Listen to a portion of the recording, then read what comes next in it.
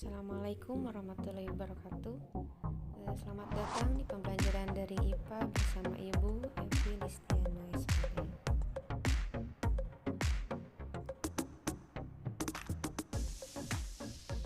Hari ini kita akan mempelajari bab 1, yaitu tentang gerak benda dan makhluk hidup di lingkungan sekitar. Kelas 8 semester yang akan dipelajari pada kelas 8 semester 1 dengan ada beberapa kompetensi dasar yang harus kita capai setelah mempelajari bab 1 ini, diantaranya 3.1 kita menganalisis gerak pada makhluk hidup, sistem gerak pada manusia dan upaya menjaga sistem gerak. Kemudian 3.2 menganalisis gerak lurus, pengaruh gaya terhadap gerak berdasarkan hukum Newton dan penerapannya pada gerak dan gerak makhluk hidup. Selanjutnya kompetensi dasar 4.1 menyajikan karya tentang berbagai gangguan pada sistem gerak serta upaya menjaga kesehatan sistem gerak. 4.2 menyajikan hasil penyelidikan pengaruh gaya terhadap gerak.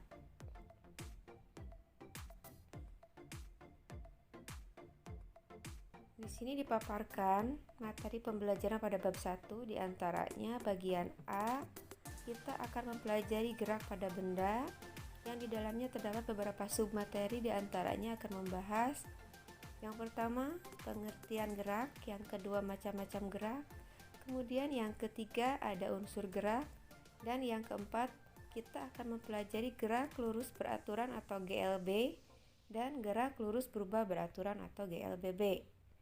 Kemudian materi selanjutnya ada materi gaya.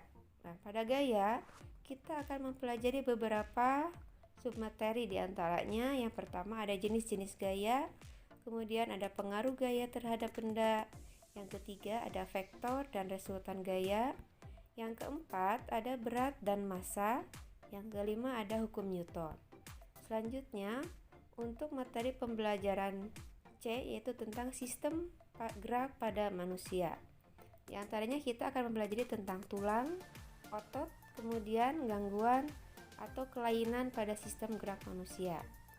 Materi pembelajaran bagian D yaitu mempelajari tentang sistem gerak pada hewan.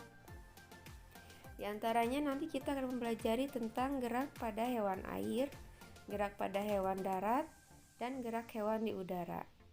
Kemudian untuk materi bagian E, kita akan mempelajari sistem gerak pada tumbuhan. Di dalamnya kita akan mempelajari tentang yang pertama gerak endonom, kemudian gerak higroskopis dan gerak etionom. Nah, itulah materi pembelajaran yang akan kita pelajari pada bab 1 ini. Selanjutnya kita akan mulai dengan pembelajaran yang pertama, yaitu tentang gerak pada benda. Nah, suatu benda dikatakan bergerak jika terjadi perubahan posisi pada kedudukan terhadap titik acuan. Di sini ada kata titik acuan. Apa yang dimaksud dengan titik acuan?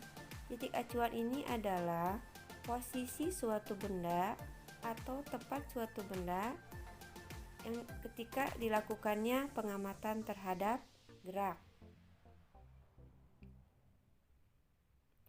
Nah, berhubungan dengan pengertian ini, kita bisa perjelas lagi bahwa suatu benda itu dapat dikatakan bergerak jika terjadi perubahan posisi pada benda tersebut. Ya. Nah, kemudian bagaimana misalnya?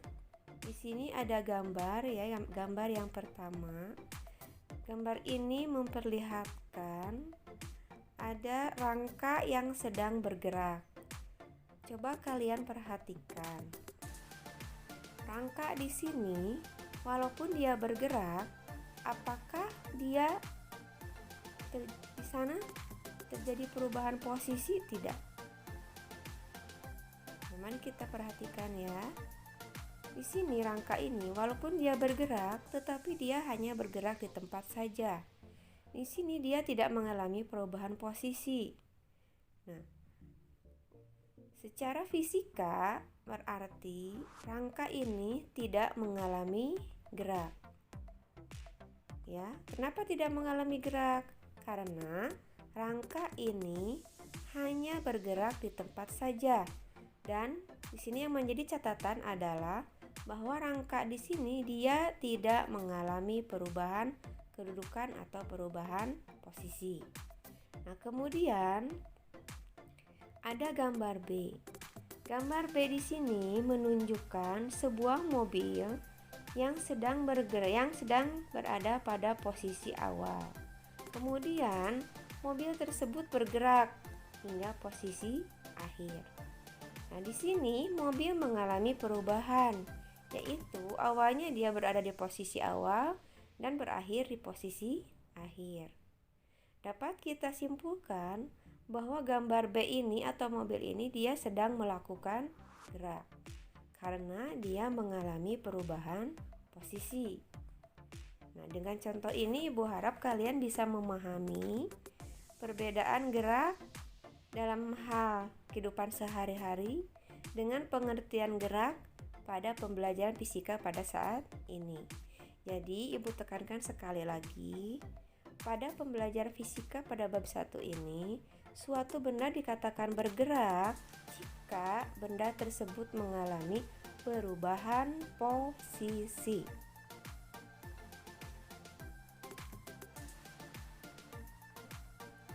Selanjutnya kita akan mempelajari tentang macam-macam gerak, ya.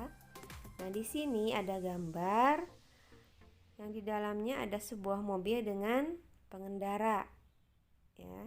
Kita anggap bahwa mobil tersebut sedang bergerak di jalan raya. Nah, dari gambar ini kita bisa menganalisis beberapa macam gerak. Di antaranya, yang pertama, kita akan perhatikan mobil yang sedang bergerak tersebut. Nah, mobil tersebut dia sedang bergerak di jalan raya. Kira-kira gerak jenis apa yang dialami oleh mobil tersebut? Nah, karena mobil tersebut sedang bergerak di jalan raya yang lurus, kita anggap mobil ini sedang mengalami gerak lurus. Artinya, mobil sedang bergerak pada lintasan yang berupa garis lurus. Kita anggap mobil ini hanya berjalan maju saja secara lurus ke depan. Kemudian yang kedua, kita perhatikan si supir yang berada di dalam mobil. Nah, kira-kira gerak macam apa yang dialami oleh supir tersebut? Nah, di sini supir bisa mengalami beberapa asumsi, ya. Yang pertama, dia tergantung pada pengamat yang melihat supir tersebut. Bayangkan misalkan kalian sedang berada di pinggir jalan di bawah pohon yang ada di sana. Kira-kira menurut kalian apakah supir tersebut bergerak atau tidak? Ya, supir tersebut ketika kita amati di luar dia akan terlihat bergerak. Tetapi coba kalian bayangkan, misalnya kalian sedang duduk di samping supir tersebut. Apakah supir tersebut bergerak? Betul. Supir tersebut dia sedang tidak bergerak. Dia hanya duduk dan sedang memegang setir, ya. Nah, dari situ kita bisa simpulkan gerak apa yang dialami oleh supir. Nah, ternyata gerak yang dialami oleh supir tersebut adalah yang disebut dengan gerak relatif.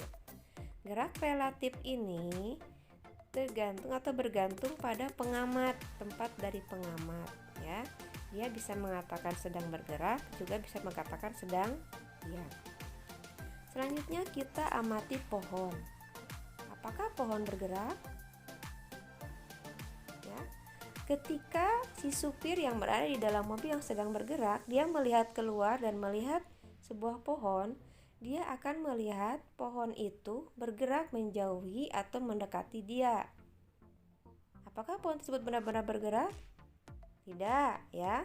Pohon tersebut tidak bergerak, dia diam saja. Tetapi dia terlihat seolah-olah bergerak jika kita berada dalam mobil yang sedang bergerak. Nah, pohon itu mengalami yang dinamakan gerak semu atau gerak ilusi atau gerak yang tidak sebenarnya. Nah, Ibu harap kalian bisa memahami macam-macam gerak. Di sini ada hasil analisisnya. Silahkan nanti kalian baca ya. Nah, ada satu lagi di sana nomor 4 yaitu pemandangan. Apakah pemandangan mengalami gerak? Silahkan kalian lengkapi titik-titiknya sesuai dengan yang telah Ibu jelaskan. Selanjutnya, kita akan mempelajari unsur-unsur gerak. Nah, di sini ada gambar yang memperlihatkan ada seorang siswa yang awalnya dia berada pada X1 ya, posisinya atau kedudukannya berada pada X1. Kemudian dia bergerak dari rumahnya atau dari X1 menuju sekolah sehingga dia sampai di X2. Jarak antara rumah ke sekolah itu sejauh 200 meter. Kemudian setelah beres sekolah, siswa yang berada pada posisi X2 dia kembali ke posisi X1 aksen yang jaraknya sama yaitu 200 meter. Berarti berapakah kira-kira total lintasan yang dialami oleh siswa tersebut? Bagaimana caranya? Caranya, untuk mengetahui total lintasan, kita hanya tinggal menjumlahkan saja ya, yaitu lintasan dari X1 ke X2 ditambah lintasan dari X2 ke X1 aksen. 200 meter ditambah 200 meter sama dengan 400 meter. Berarti total lintasan yang dilalui oleh siswa tersebut dari rumah ke sekolah kemudian kembali lagi ke rumah itu adalah sejauh 400 meter. Nah, bagaimana dengan perpindahan? Ketika siswa dari X1 kemudian dia kembali lagi ke X1 aksen, apakah dia mengalami perpindahan? Coba kita perhatikan penjelasan di bawah ini ya. Panjang lintasan yang ditempuh oleh siswa dari X1 ke X1 aksen adalah 200 meter ditambah 200 meter sama dengan 400 meter. Kemudian perpindahan siswa dari posisi X1 ke X2 kemudian ke X1 aksen adalah 0 meter. Kenapa 0 meter? Karena di sini perpindahan itu adalah bilangan vektor. Artinya, jika kita bergerak berlawanan arah, maka nanti nilainya akan menjadi negatif. Nah, di sini awalnya perpindahannya itu bernilai positif karena dia bergerak ke arah depan sejauh 200 meter.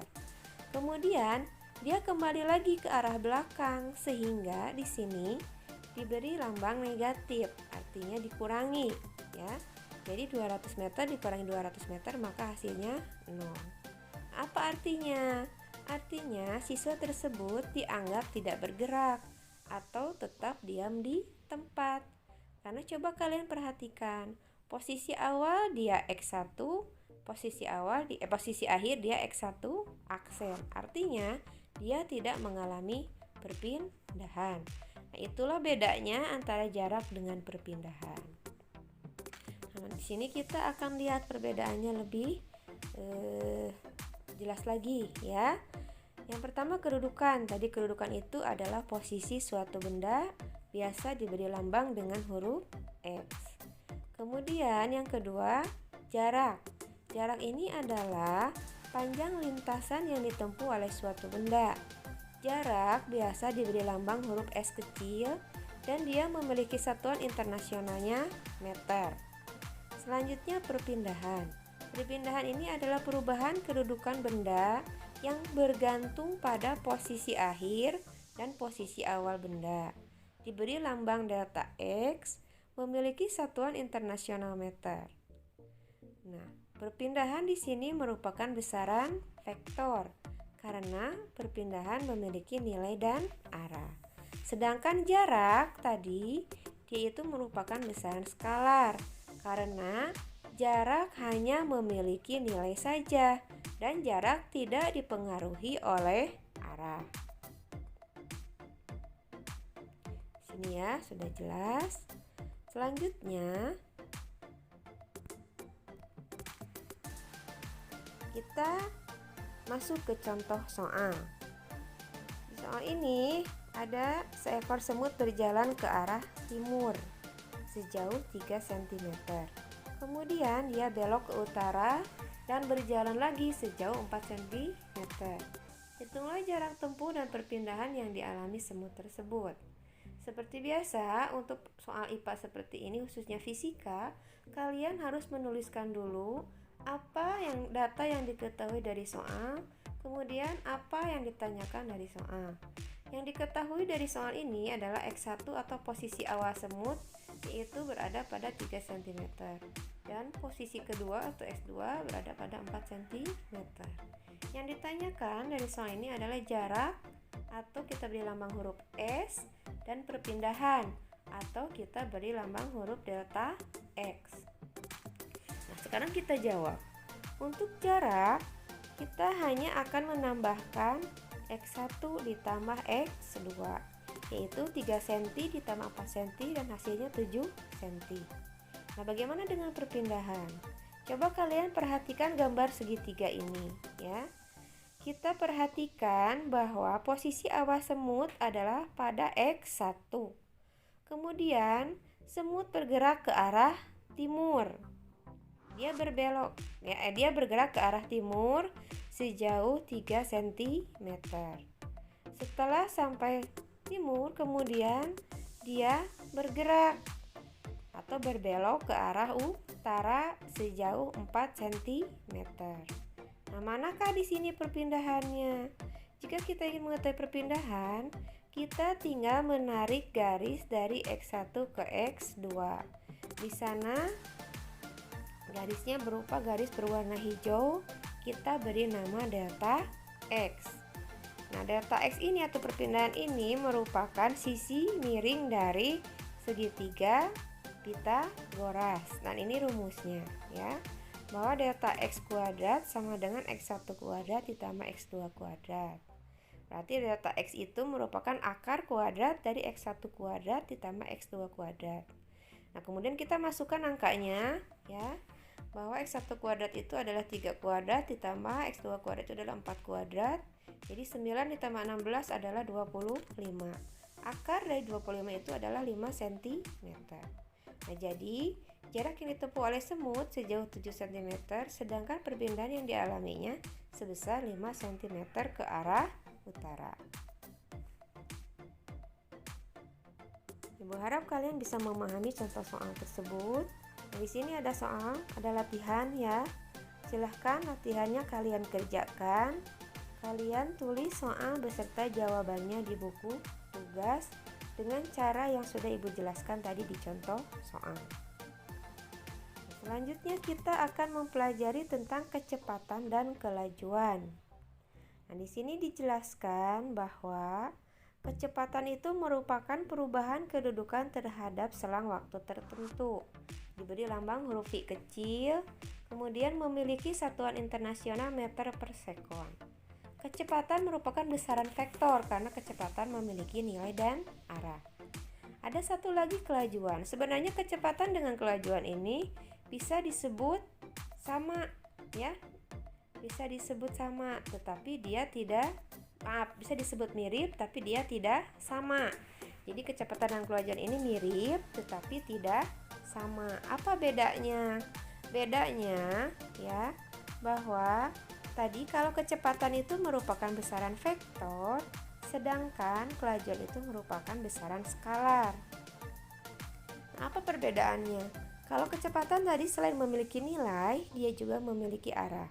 Sedangkan untuk kelajuan, dia hanya memiliki nilai saja.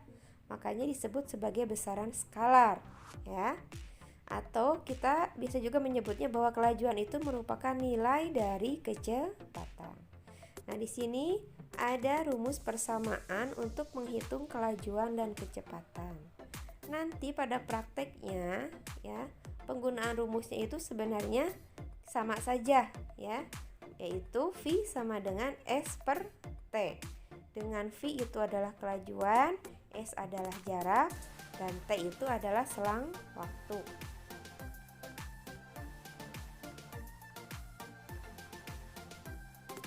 Nah, di sini ada segitiga yang memperlihatkan ya beberapa besaran, yaitu S jarak, V kecepatan, dan T adalah waktu. Oke, kita bisa melihat turunan-turunan rumus dari persamaan kecepatan.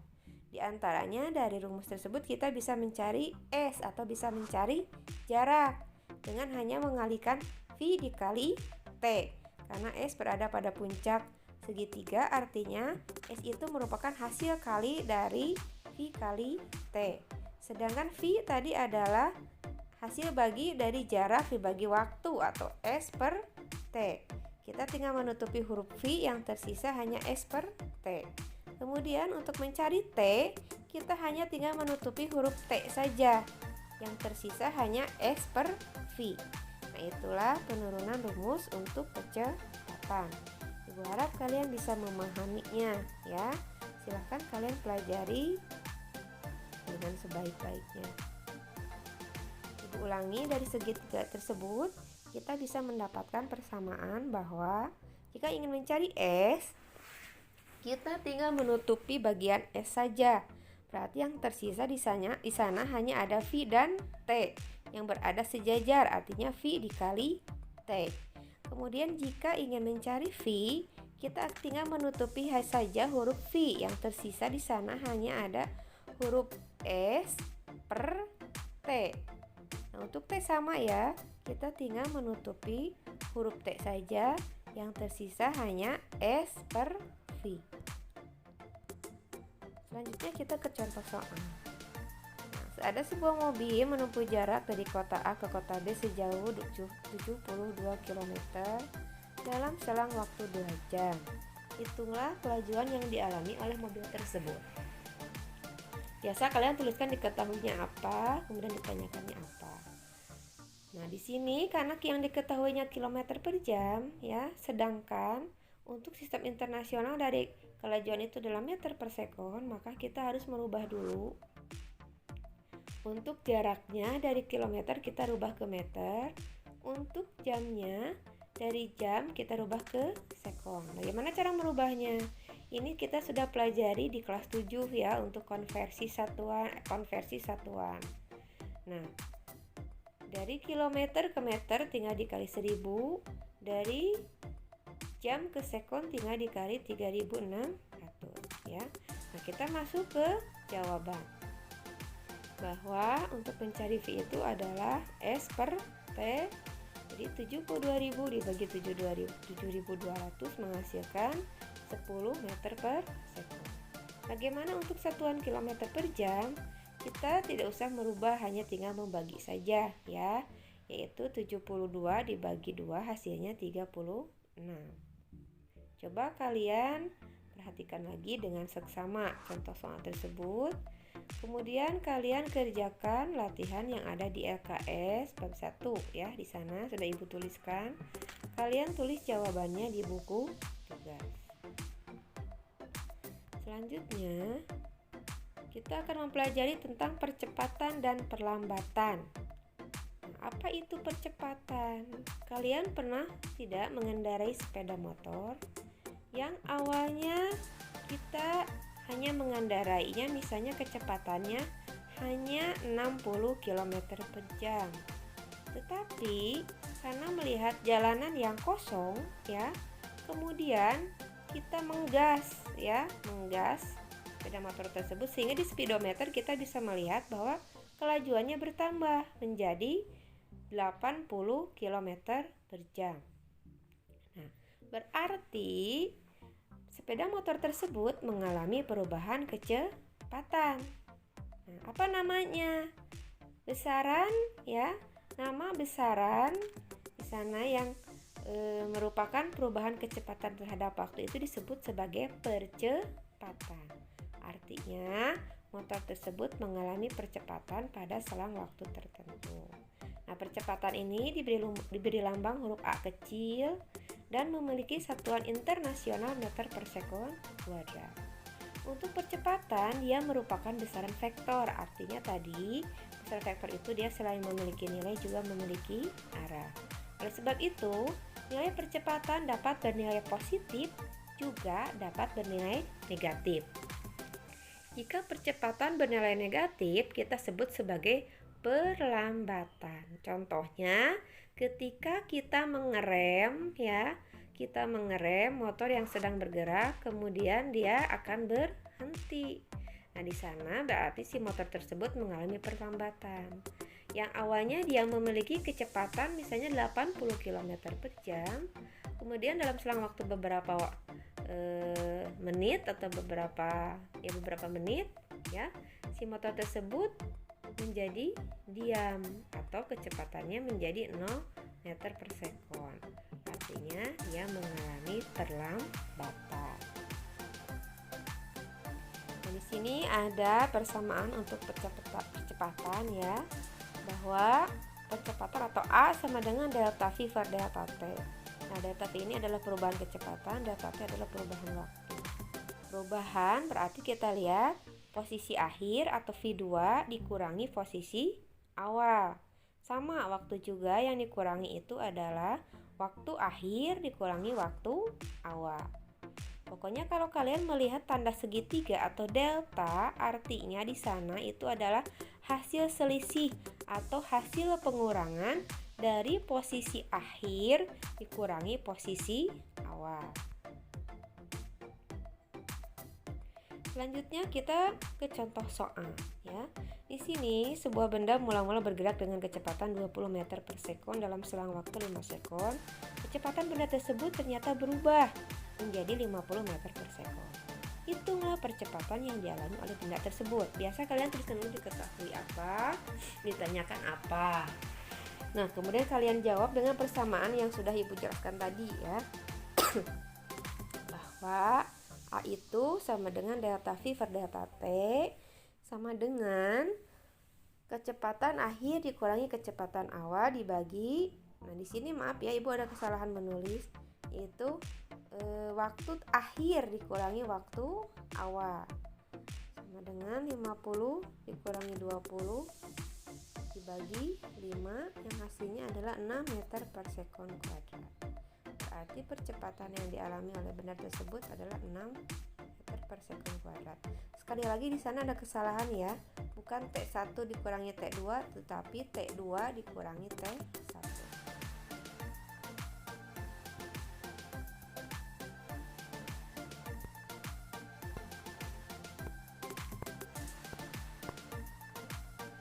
Selanjutnya silahkan kalian kerjakan latihan ya. Di sana ada latihannya. Kerjakan di LKS. Kemudian di sini ada beberapa contoh peristiwa percepatan dan beberapa contoh peristiwa perlambatan. Yang pertama, gerak buah kelapa yang jatuh dari pohonnya. Dia otomatis dipercepat karena dia juga dipengaruhi oleh kecepatan gravitasi ya, oleh gaya gravitasi. Kemudian gerak benda pada jalan menurun, dia dipercepat. Kemudian gerak kendaraan yang digas, ya dia dipercepat juga. Selanjutnya yang diperlambat yaitu gerak benda dilempar ke atas, dia diperlambat. Kenapa? Karena dia melawan gaya gravitasi sehingga gerakannya akan diperlambat ya. Yang kedua adalah gerak sepeda yang berjalan menanjak. Yang ketiga gerak bola pada rerumputan yang lama-lama dia akan berhenti atau diam. Selanjutnya kita akan mempelajari tentang gerak lurus beraturan dan gerak lurus berubah beraturan. Yang pertama kita akan pelajari gerak lurus beraturan. Gerak lurus beraturan ini merupakan gerak benda dalam lintasan berupa garis lurus dengan kecepatannya yang tetap atau konstan. Dari awal dia bergerak sampai di akhir bergerak, kecepatannya tidak berubah. Nah, di sini berlaku persamaan S sama dengan V kali T dengan percepatannya sama dengan 0. Kenapa? Karena dia tidak mengalami perubahan kecepatan. Nah, untuk lebih jelasnya di sini ada grafik ya, ada 3 grafik A, grafik B dan grafik C. Grafik A di sini dia memperlihatkan tentang perubahan kecepatan terhadap waktu. Kita lihat di grafik A ini ya, ada garis hitam yang linier, artinya kecepatannya itu dari waktu awal sampai waktu akhir kecepatannya tidak berubah atau konstan. Nah, untuk yang kedua B, grafik percepatan terhadap waktu, di sana grafiknya tidak ada karena memang percepatannya sama dengan 0. Selanjutnya di sini grafik untuk jarak terhadap waktu, dia membentuk bidang miring ya. Karena jaraknya akan selalu berubah terhadap waktu. Selanjutnya, gerak lurus berubah beraturan. Gerak lurus berubah beraturan ini adalah gerak benda dalam lintasan berupa garis lurus dengan kecepatan yang berubah secara konstan ya. Di sini ada persamaannya.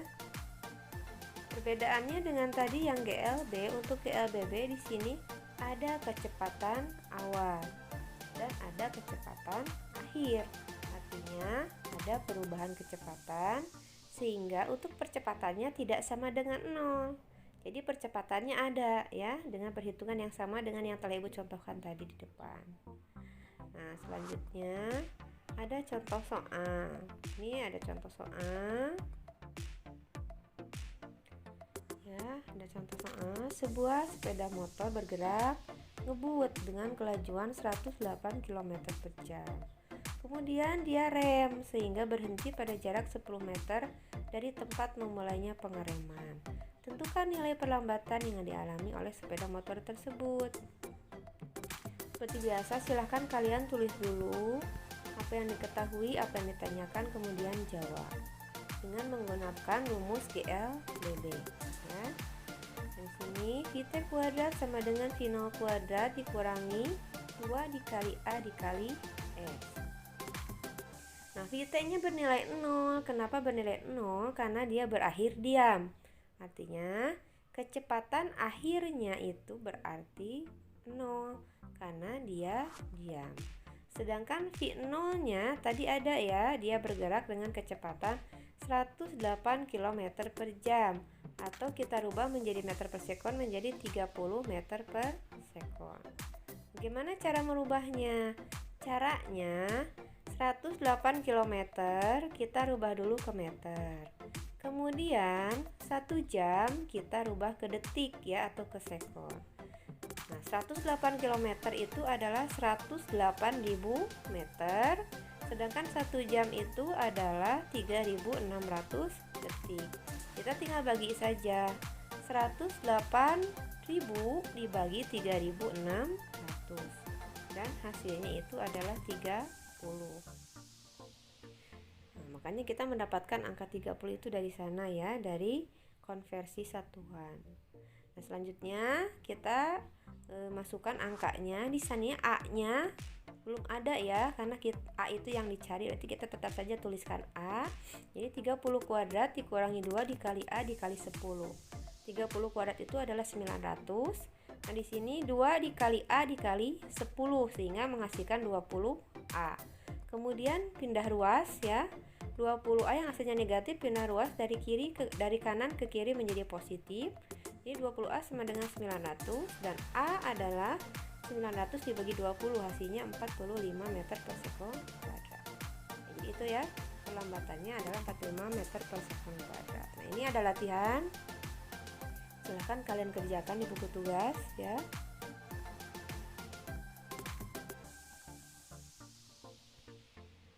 Selesai untuk materi tentang gerak benda ya, silahkan. Selamat belajar dan mengerjakan latihan-latihan. Terima kasih telah menyimak. Jangan telat mengumpulkan tugas. Semangat belajar. Assalamualaikum warahmatullahi wabarakatuh.